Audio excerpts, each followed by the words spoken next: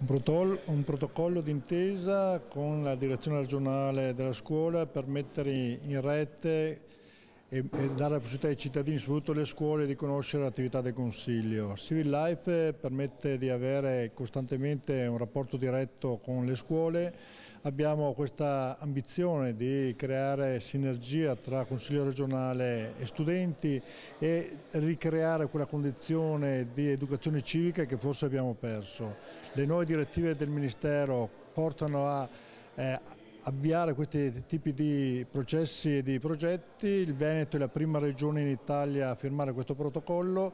Noi vorremmo attraverso questo strumento mettere a disposizione tutto ciò che è la conoscenza del Consiglio regionale ai ragazzi delle scuole, far conoscere la nostra struttura, far conoscere le nostre attività per permettere loro di capire che forse la politica non è così un male oscuro della società, ma un qualcosa di attivo e di vivo che serve per crescere.